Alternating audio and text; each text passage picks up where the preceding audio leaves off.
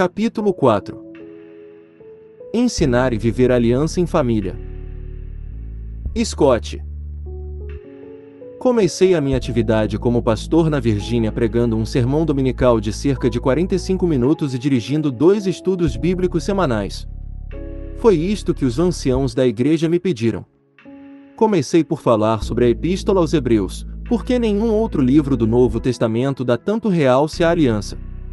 A congregação ficou entusiasmada com a ideia da aliança como família de Deus. Quanto mais estudava, mais surpreendido ficava com o que ia encontrando, porque esta epístola era considerada pelos protestantes que eu conhecia, e com os quais estava de acordo, como a mais anticatólica do Novo Testamento, expressões como um sacrifício feito de uma vez para sempre e outras parecidas, que aparecem na Epístola aos Hebreus, levavam-nos a essa conclusão.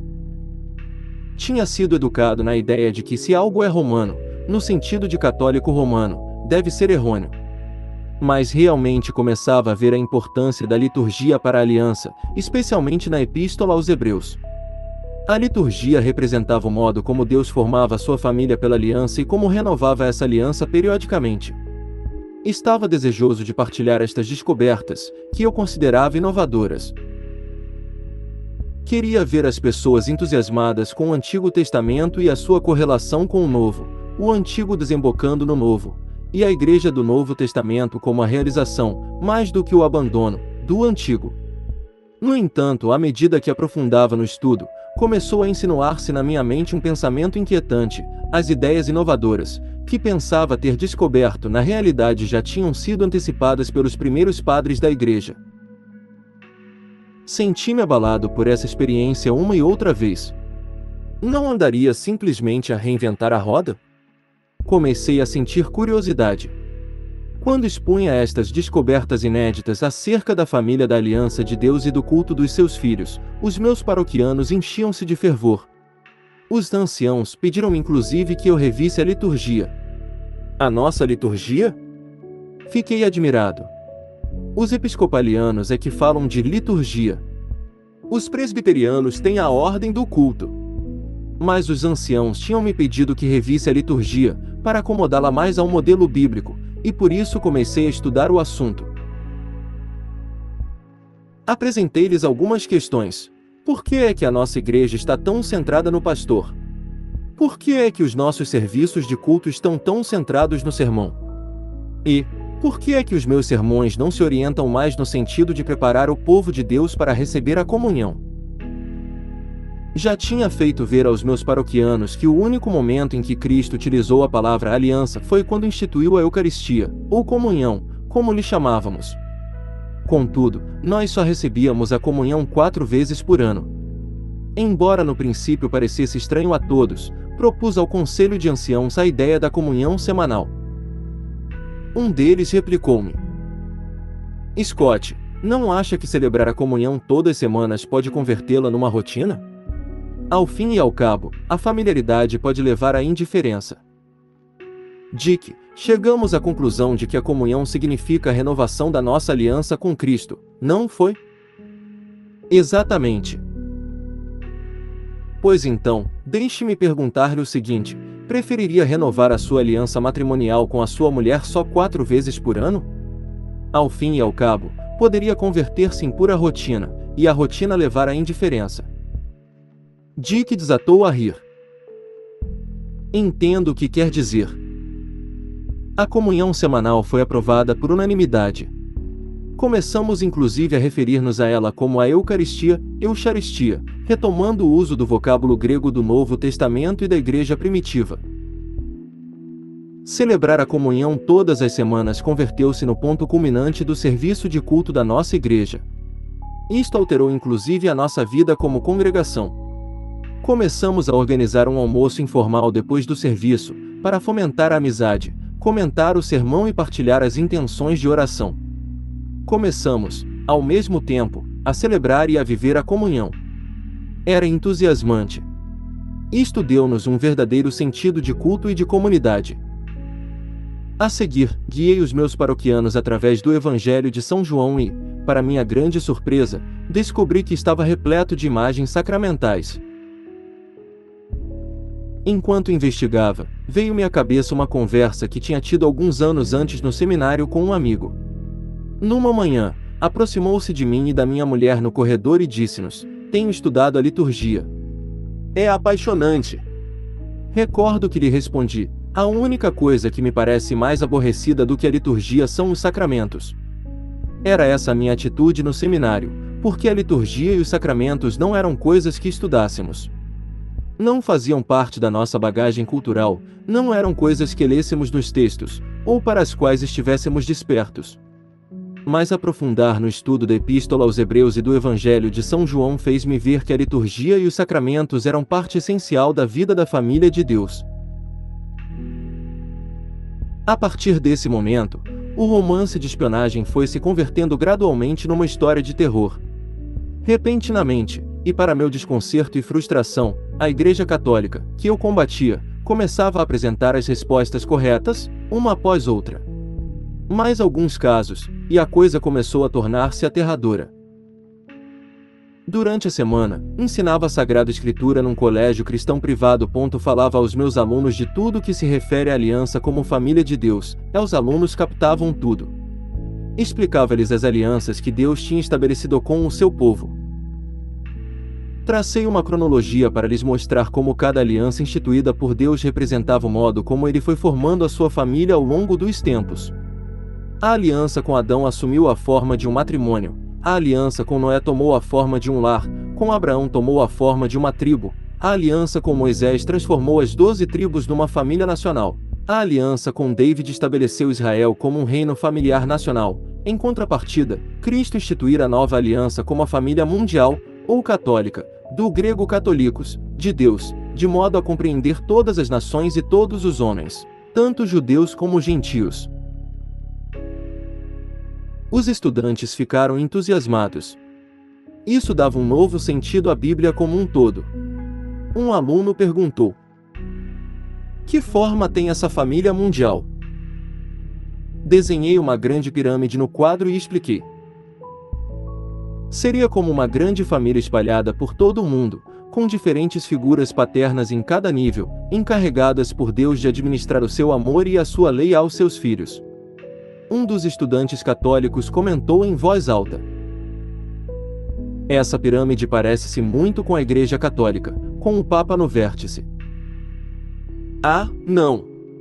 repliquei rapidamente, "o que eu estou apresentando aqui é justamente um antídoto contra o catolicismo." Isso era o que eu pensava, ou pelo menos tentava pensar. Além disso, o Papa é um ditador, não um pai. Mas Papa significa pai. Não é verdade, apressei-me a corrigir. Significa sim, respondeu em coro um grupo de estudantes. Muito bem, os católicos tinham razão em mais um ponto. Podia admiti-lo, mas sentia-me muito assustado. Mal sabia o que estava para chegar. Durante o almoço, uma das alunas mais adiantadas aproximou-se de mim. Em nome de um pequeno grupo que estava no canto atrás de mim, anunciou: "Fizemos uma votação, e o resultado é unânime. Pensamos que o professor vai se tornar católico." Desatei a rir, bastante nervoso. "Que absurdo!" exclamei, enquanto um arrepio me passava pelas costas. Esboçou um sorriso cheio de cumplicidade, encolheu os ombros e voltou para o seu lugar. Ao voltar a casa à tarde, ainda me senti atordoado. Disse a Kimberly: "Nem imagina o que a Rebeca me disse hoje. Veio me dizer que um grupo de estudantes apostou que vou me converter num católico romano. Você é capaz de imaginar alguma coisa mais absurda?" Esperava que Kimberly risse comigo, mas ela limitou-se a olhar-me de forma inexpressiva e a dizer: "E você vai?" Não podia acreditar. Como é que ela era capaz de pensar que eu atraiçoaria a verdade da Escritura e da Reforma tão facilmente? Senti-me como se tivessem me enfiado uma faca nas costas. "Como é que você pode dizer isso?" balbuciei. "Isso é renegar a sua confiança em mim como pastor e como professor católico, eu. Amamentaram-me com as obras de Lutero. O que é que você queria dizer?" Eu estava habituada a considerar você como um homem profundamente anticatólico e comprometido com os princípios da Reforma. Mas ultimamente escuto você falar demais de sacramentos, liturgia, tipologia e Eucaristia. Então, Kimberly acrescentou algo que nunca esquecerei. Às vezes, penso que você poderia ser o Lutero ao contrário. Lutero ao contrário. Não fui capaz de dizer mais nada. Fui para o escritório, fechei a porta e deixei-me cair sobre a cadeira da escrivaninha, tremendo. Lutero ao contrário. Senti-me atordoado, desconcertado, confuso. Talvez estivesse perdendo a minha alma. Talvez estivesse atraiçoando o Evangelho. Sempre tinha querido ser um servo da palavra de Deus, e até esse momento pensava que era. Mas para onde ela estava me conduzindo? Lutero ao contrário. Essas palavras ficaram ecoando no meu cérebro. Já não era só uma questão de mera especulação teológica. Precisamente umas semanas antes, Kimberly tinha dado à luz o nosso filho, Michael. Nunca esquecerei o sentimento de ser pai pela primeira vez. Contemplei o meu filho e dei-me conta que o poder de dar vida que tem aliança era muito mais do que uma teoria. Enquanto o tinha nos braços, perguntei a mim mesmo a que igreja pertenceria a ele, ou os seus filhos e netos.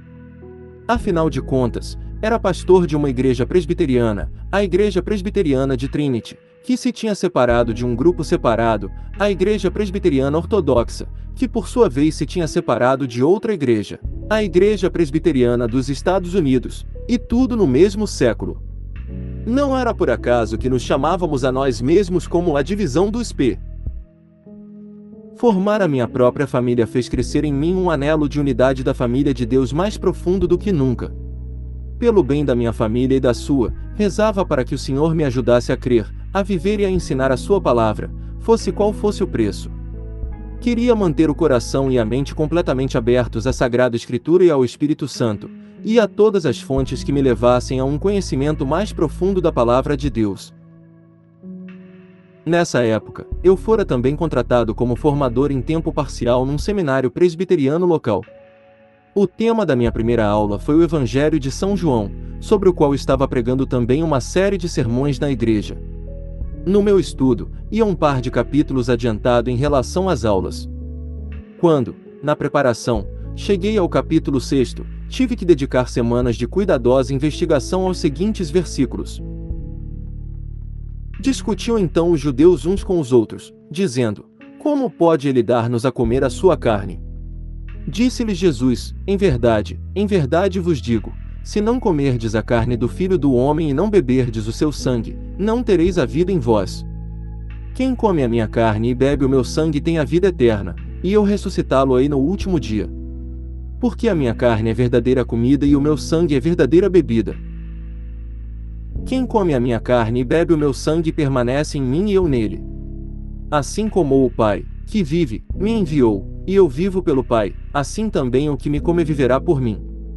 Este é o pão que desce do céu, não é como o que comeram os vossos pais e morreram.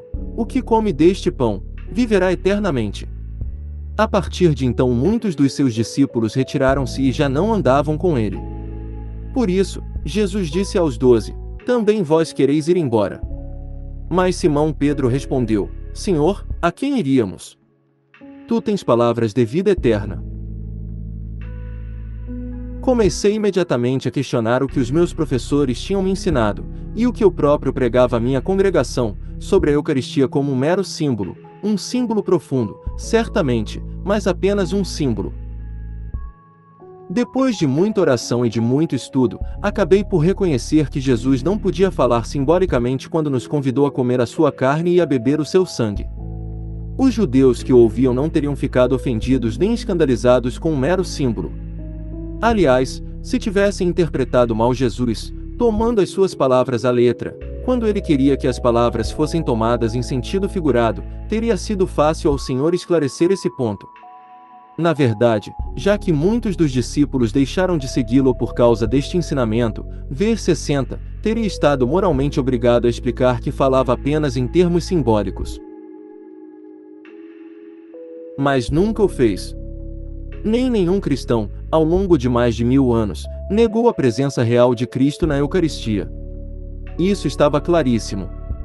Fiz então o que qualquer pastor ou professor de seminário teria feito se queria conservar o seu trabalho. Terminei o mais rapidamente que pude a série de sermões sobre o Evangelho de São João no fim do capítulo 5º, e nas aulas praticamente saltei o capítulo 6º. Embora os meus paroquianos e alunos estivessem entusiasmados com o restante dos meus ensinamentos, foram também percebendo que não correspondiam ao presbiterianismo tradicional e histórico. Mas não lhes podia dizer que o que estavam ouvindo, e que acolhiam com tanto entusiasmo, refletia aspectos da Escritura que, de algum modo, a Igreja Católica tinha descoberto e exposto há muito tempo. Uma noite, depois de várias horas de estudo, fui à sala de estar e disse a Kimberly que achava que não continuaríamos a ser presbiterianos. Estava tão convencido da necessidade de dar mais importância aos sacramentos e à liturgia do que lhes dá a tradição presbiteriana que lhe sugere que nos uníssemos à tradição episcopaliana. Ela deixou-se cair no sofá e começou a chorar. Scott, o meu pai é ministro presbiteriano, o meu tio é ministro presbiteriano, o meu irmão prepara-se para ser ministro presbiteriano. E você é ministro presbiteriano. Eu não quero deixar de ser presbiteriana. Expôs claramente o seu ponto de vista. Mas o que ela não sabia é que eu não estava muito seguro, por mais que o desejasse, de que o nosso itinerário espiritual terminasse na Igreja Episcopaliana. As aulas sobre o Evangelho de São João lhes tinham parecido tão interessantes que me pediram que desse mais algumas, no semestre seguinte. Na realidade, pediram-me que trabalhasse em tempo integral, e aquelas aulas foram ainda melhores.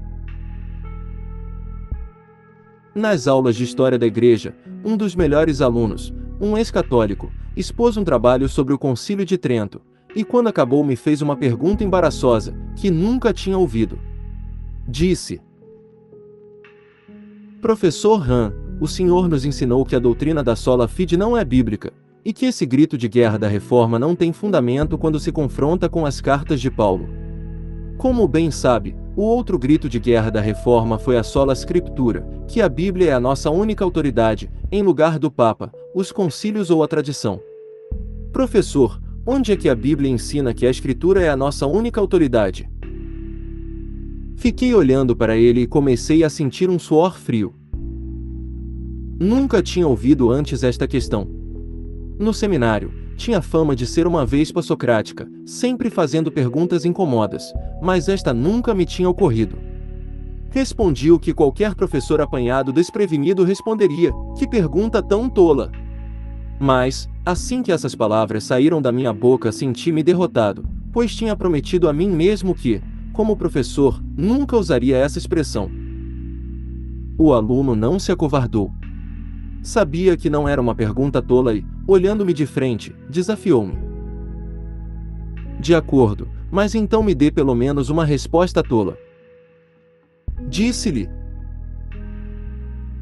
Vejamos primeiro Mateus, capítulo 5, versículo 17 e depois 2 Timóteo, capítulo 3, versículos 16 e 17. Toda a Escritura inspirada por Deus é útil para ensinar, para rebater, para corrigir e para formar na justiça, de modo que o homem de Deus seja perfeito, e preparado para toda a obra boa.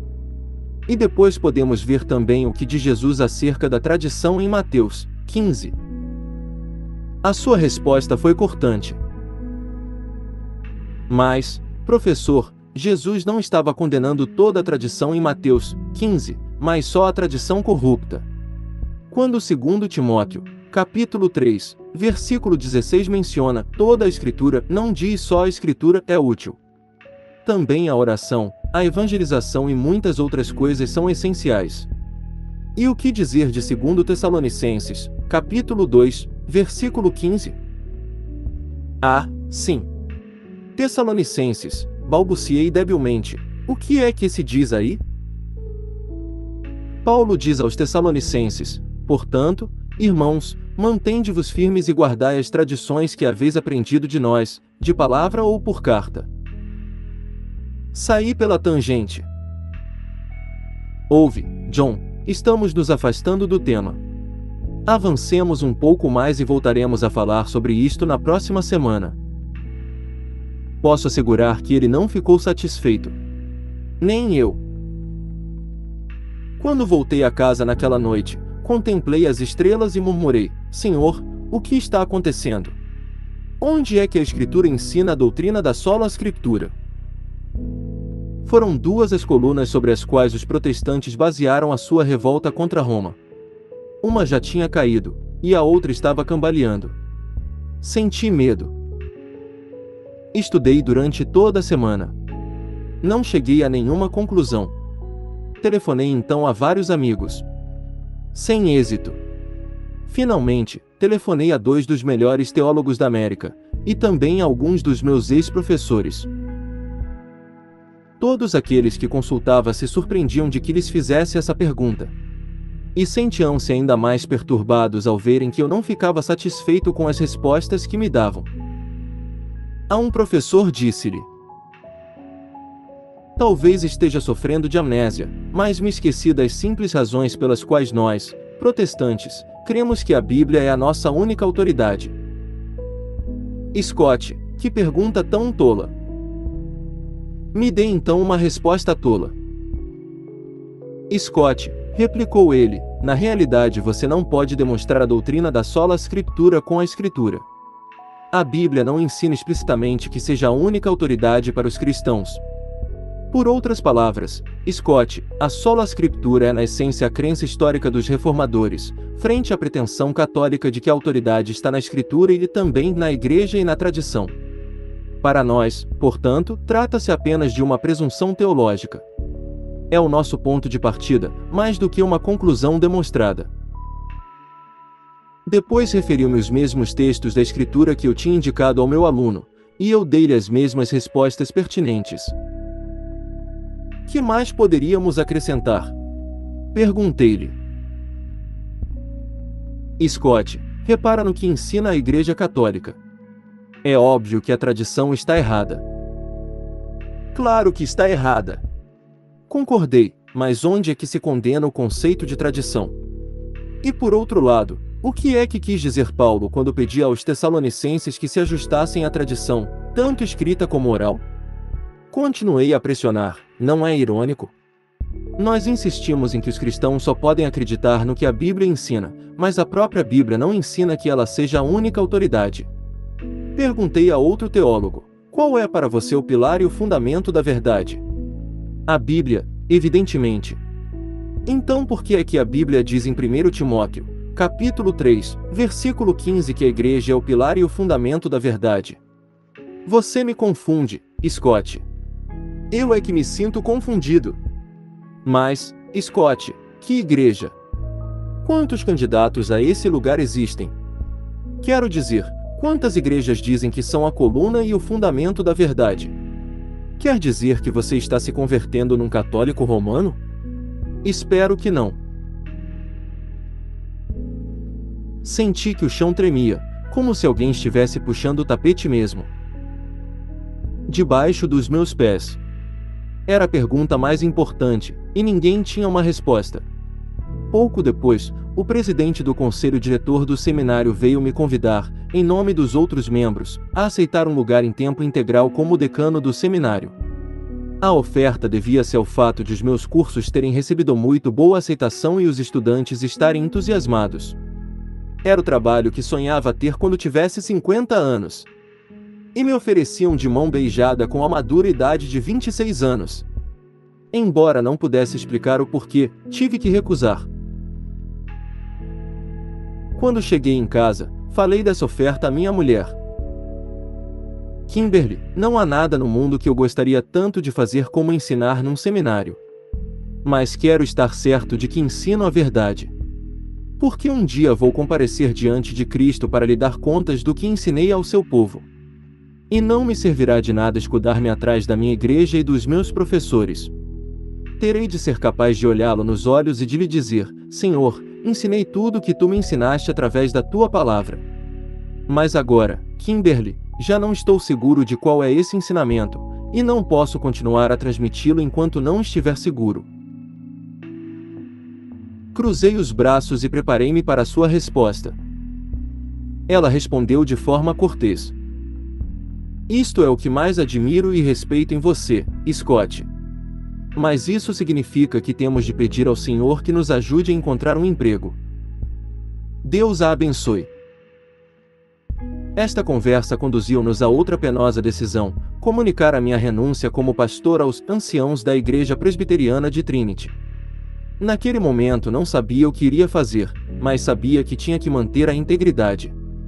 Não podia exercer como pastor nem pregar enquanto não estivesse com as coisas mais claras. Kimberly e eu recorremos ao Senhor, através da oração, para saber que passo dar. Tudo o que sabia era que queria acreditar, entender, ensinar e amar tudo o que Deus revelou na sua palavra. Kimberly. A nossa chegada à Virgínia foi o começo do que poderia chamar o conto das 4 estações. Entramos num período de verão dos nossos sonhos, que iam se convertendo em realidade. Scott era ministro da Igreja Presbiteriana de Trinity, professor na Escola Cristã de Fairfax, e mais tarde, nesse mesmo ano, instrutor no Instituto Teológico Dominion. Eu era a esposa do pastor, algo que sempre desejara, e além disso ia ser mãe pela primeira vez. Scott pregava e ensinava, após muitas horas de estudo e de preparação, e eu sentava-me encantada para ouvi-lo. Fizemos também muitos novos amigos, ao mesmo tempo que continuávamos a manter contato com antigos colegas do seminário que acabavam de ser alocados nos arredores, o que nos ajudou muito a adaptar-nos à mudança. Em 4 de dezembro de 1982 nasceu Michael Scott. E como mudou o nosso casamento! Tudo na nossa vida começou a adquirir um novo sentido porque queríamos partilhá-lo com ele. Era tão impressionante ter uma criança pequena a quem cantar, com quem rezar e a quem dizer tudo o que me vinha à cabeça acerca de Deus. Scott e eu tínhamos que lutar dia a dia, e noite a noite, contra uns traços de egoísmo, que ainda não tínhamos detectado em nós, e isto por sua vez serviu-nos para conhecer o Senhor de um modo mais profundo do que antes. Scott começou a estudar mais a fundo a liturgia, e a fazer alterações interessantes no nosso serviço de culto. Passamos a ter a comunhão semanal, o que era algo insólito numa igreja presbiteriana. Mas embora recebêssemos a comunhão com mais frequência, continuávamos a acreditar que era apenas uma representação simbólica do sacrifício de Cristo, e nada mais. Contudo, o estudo que Scott fazia do Evangelho de São João e da Epístola aos Hebreus, para preparar as suas aulas e sermões, sugeria-lhe novos temas de meditação, o que, por vezes, era muito inquietante para ele. Scott ia buscar muitas ideias nos primeiros padres da igreja, e começou a expô-las nos sermões. Foi algo inesperado para ambos, porque não tínhamos lido praticamente nada dos padres da igreja durante os anos do seminário. Na verdade, no último ano nos tínhamos queixado, entre amigos, de um certo romanismo latente, quando um sacerdote anglicano propôs um seminário sobre os primeiros padres da igreja. E agora, aí estava Scott citando-os nos sermões. Uma noite saiu do escritório e disse-me: Kimberly, tenho que ser sincero contigo. Você conhece algumas das dúvidas com que me tenho debatido e as perguntas para as quais não consigo encontrar resposta. Não sei quanto tempo mais continuaremos a ser presbiterianos. Talvez tenhamos que nos tornar episcopalianos. Afundei-me na cadeira e comecei a chorar. Pensei, se quisesse ser episcopaliana teria casado com um episcopaliano. Não quero ser episcopaliana. Onde Scott iria parar nesta peregrinação? Só estava segura de uma coisa: ele nunca pensara seriamente que os católicos pudessem ser cristãos, pelo que não havia a menor possibilidade de que isso viesse a acontecer. Chegou então essa noite decisiva em que um estudante, ainda por cima, um ex-católico, lhe perguntou onde é que a Bíblia ensina a doutrina da sola Scriptura. Enquanto Scott procurava uma resposta para dar ao jovem, partilhou comigo a sua preocupação primordial. A separação entre protestantes e católicos no tempo da Reforma assentava em 2 princípios fundamentais: que somos justificados unicamente pela fé, e que a nossa única autoridade é a Escritura. Scott e eu tínhamos estudado juntos o problema da justificação e já não aceitávamos a concepção protestante. Mas, o que é que acontecia se a afirmação da exclusiva autoridade da Bíblia não se encontrava na Bíblia? O que é que isso poderia significar? No fim do ano letivo, o conselho diretor do seminário pediu a Scott que aceitasse o cargo de decano. Decano! Aos 26 anos. No entanto, Scott rejeitou essa maravilhosa oferta. Disse que não estava seguro de poder continuar a ser pastor nesse momento, porque tinha muitas dúvidas e perguntas importantes sem resposta. Precisava de um lugar onde pudesse estudar essas questões que tanto o atormentavam, para poder depois ensinar com honestidade, convencido pela palavra de Deus de que estava ensinando a verdade. Embora fosse difícil de aceitar, apreciei muito a sua integridade. Sem dúvida, teria de poder comparecer diante de Cristo no dia do juízo e explicar por que razão tinha ensinado o que tinha ensinado. Esta decisão levou-nos a rezar intensamente. Depois de rezar muito, decidimos regressar a Grove City, a cidade da nossa universidade. Depois de ter tomado tal decisão, e até de ter alugado um apartamento, o reitor da universidade telefonou a Scott e ofereceu-lhe um emprego. Tomamos isso como um sinal de que Deus aprovava a decisão de voltar a Grove City, e assim fizemos as malas e deixamos os nossos queridos amigos, dispostos a iniciar uma nova etapa da nossa vida familiar.